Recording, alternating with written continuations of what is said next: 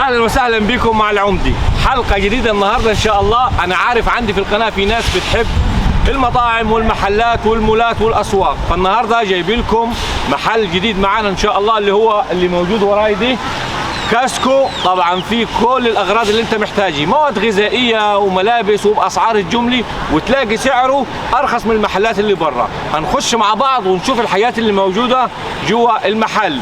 لو لسه ما اشتركتش بالقناه حاول تشترك بالقناه وتعمل لايك للفيديو وشير عشان الفايده تعم للغير. ويلا بيني ندخل المحل على بركه الله.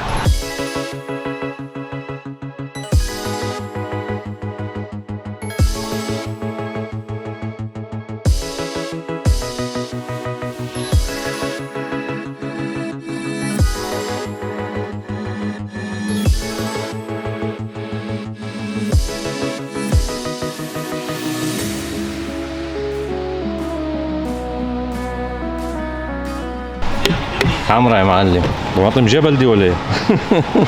وعشان تدخل المحل وتشتري بارتياحيه من الداخل لازم يكون معاك الاشتراك اللي انت شايفه دي.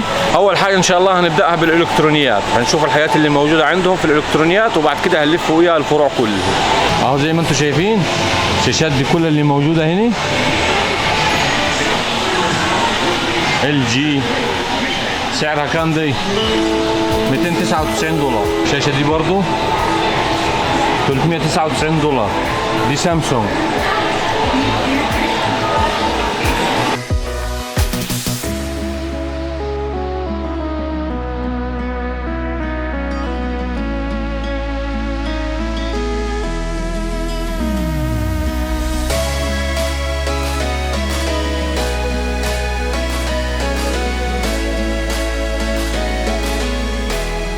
البومه اللي انتوا شايفينه دي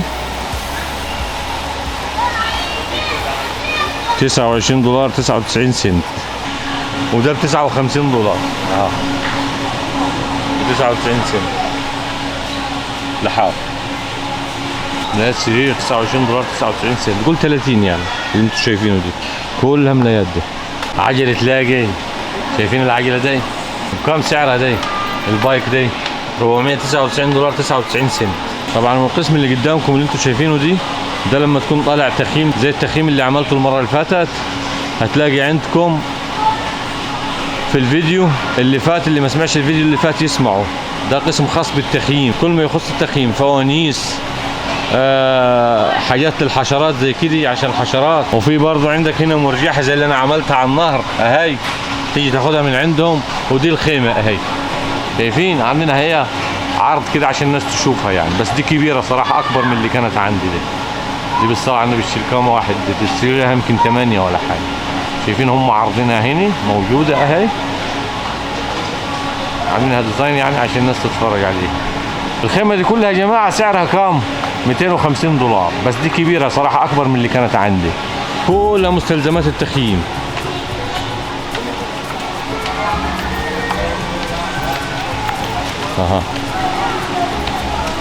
كلها حاجات التخييم دي. كراسي، مكراسي، تبريدات فيها، ثلاجات قصدي عشان تحط حاجاتك واكلك فيه. كراسي خشب، كراسي قماش، كل حاجه. كله ده خاص بالتخييم القسم دي. الشوايه هي برضو جنب التخييم حاطينها عشان يصدوك على طول. زي ما انتم شايفينها. كم سعر الشوايه دي؟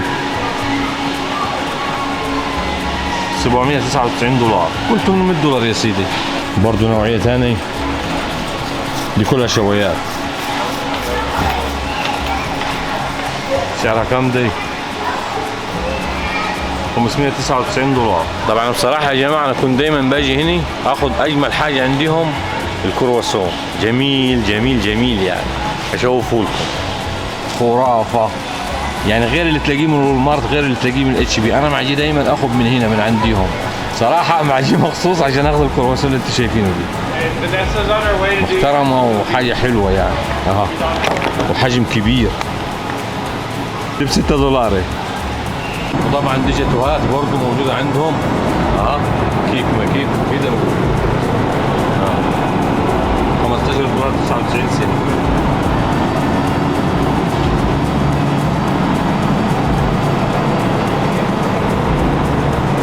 وعندك هنا المافنز غير والمارت وغير اتش بي هو.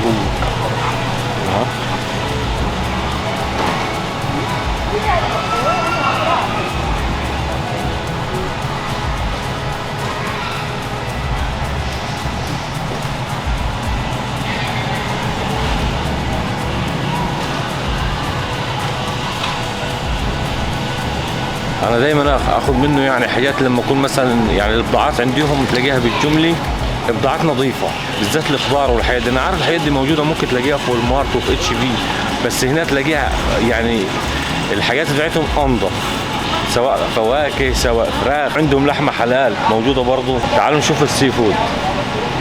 كابوريا اللي احنا نقول عليها في مصر.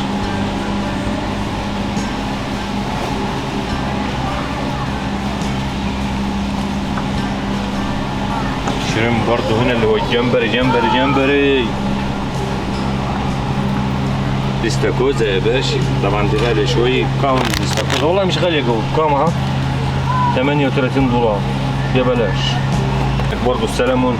سلام عليكم. كام سعر هيك؟ ضحكت ليه؟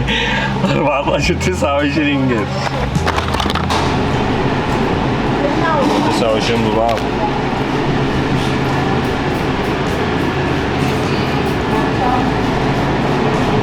بولتي شايفينها مش مجمد يا جماعة، فريش. اسماك برضه نوعيات تانية. ده مقطع الراس ولا ايه؟ كله ده فريش. لحمي.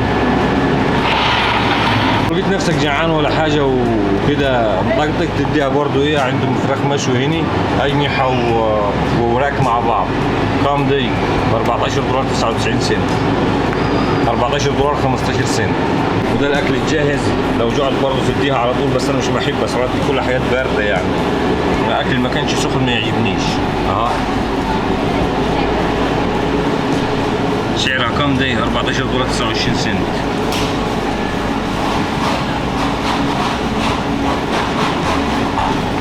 $14 22 سنت. هنا برضه ده 19 دولار. هذا السعر عشان الناس ما تقول مش معتبين السعر. ها يا جماعه السعر. فراخ احنا في مصر نقول فراخ.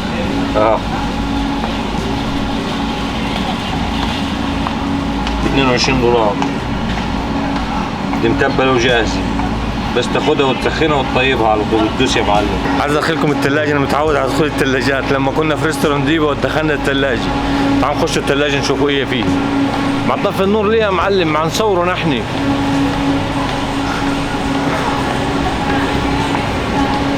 لفه ليمونه هي. طبعا لسه ما دخلتش الثلاجه. لفه ليمون دي بكام؟ 5 دولار. 5 دولار. طبعا كتير عرب معي هنا يا جماعه عشان تبقوا عارفين. البرتقال حدث ولا حرج صراحة. 10 على 10. كام البرتقال؟ 3 6 دولار 39 سنت. الكيس اللي انتم شايفينه ده كيس برتقال.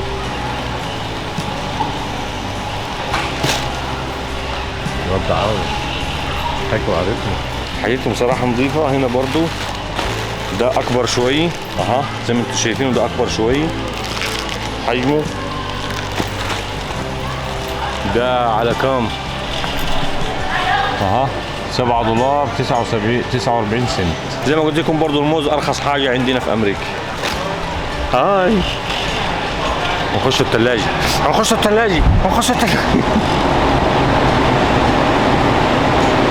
شايفين الحاجات عندهم جوا الثلاجه كلها معلبه وحاجات نظيفه يعني.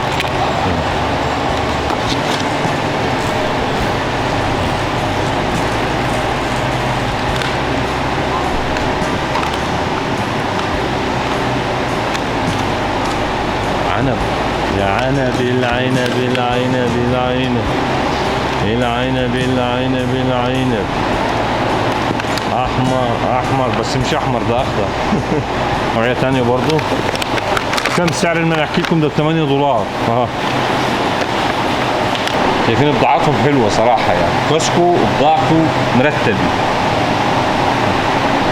فراولة. وده السعر 5 دولار 29 سنت. $8 39 سنت. العنب اللي انا وريته لكم دي الحيه تحته على طول. طبعا دي الثلاجه يا جماعه كلها حاجات من جوا، مواد غذائيه بتاع عنب وفواكه وكده يعني.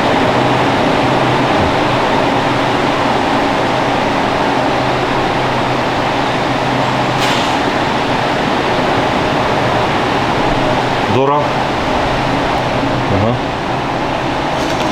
شوفوا مرتبين يا جماعة، يعني ترتيب بالصلاة على النبي، شايف كله مغلف وحاجة محترمة صراحة. القرنبيط اللي وقعنا فيه المرة اللي فاتت، اللي ما سمعش حلقة ريستورانت ديبوت يسمعها يبقى ده قرنبيط بس اكياس صغيرة يعني. كم الكيس؟ $4.89 سنت. جزر برضو موجود عندي ومتلاقي. طبعا انا متعود على شيل الشوالات، الكلام ده بالنسبه لي كلام فاضي. كده لفه كانت في التلاجه كده على السريع. تعال نشوف الحاجات اللي بره. بطيخ تلاقي موجود. البطيخه دي حمرا يا معلم. كم سعرها؟ $7.49 سنت. قلت $8 يا سيدي. طماطم جبل دي ولا ايه؟ عندنا المصريين عارفين الطماطم الجبل. صناديق كامله برضو. $7.99 سنت. بس والله في تعبان برضه. اكتشفت واحده تعبانه جوا السبت هي. اصل لازم هي نعرضه بالحقيقه كما هي. كلها طماطم دي. تعالوا اوريكم جانب المنكر. الحمد لله الواحد مليوش فيه. كل هذه مشروبات كحولية. كل هذه مشروبات كحولية. صناديق يا معلم. واين مواين والكلام ده. الحمد لله ربنا الواحد اللهم لك الحمد ملوش فيه. كل هذه مشروبات كحولية. جود. Don't allow that unless we have prior authorization first to videotape in our really in our location. Yeah. Okay. Yeah, we just don't know what the intent is for it. Okay. Okay. So we just don't like it being used. All right. Okay. ودي كانت جولتنا من داخل محل كاسكو. طبعا انا حاولت على قد ما اقدر ان انا اصور واغطي، بس جاني المانجر قال لي انت مع الصور واخد راحتك على الاخر. قلت له كلها مع الصور، ما هو ما فيش غير انا يعني بس اللي مع الصور. قال الناس اللي مع الصور بالتليفونات. انت جيب لي كاميرا سوني وجو برو. قال لي لازم تيجي معي وتاخد تصريح من المكتب الاعلامي بتاع المحل وبعدين نكمل تصوير. قلت له ولا مكتب اعلامي ولا مكتب بطيخ، انا كده كفايه كده صورته 10/10. انا حبيت بس اديكم فكري عن الحاجات اللي موجوده جوا المحل هنا، انه محل يعني بضاعته حلوه. ازم فيهم دلوقتي ولا اقول ايه بالظبط يعني عشان اللي عملوه معي عامه. يلا لان صراحه البضاعه اللي جوا حلوه. ودي كانت حلقتنا، واللي ما عملش لايك وشير يعمل لايك وشير عشان تشوفوا ما نتعرضوا حتى امريكا دوشه يا راجل، حتى امريكا دوشه. هبلغ عنكم عشان ما خلتنيش اكمل تصوير. فدي كانت حلقتني. اللي ما عملش لايك وشير يعمل لايك وشير، وما عملش سبسكرايب للقناه يعمل سبسكرايب للقناه. واشوفكم على خير في حلقه جديده ان شاء الله. والسلام عليكم من كاسكو.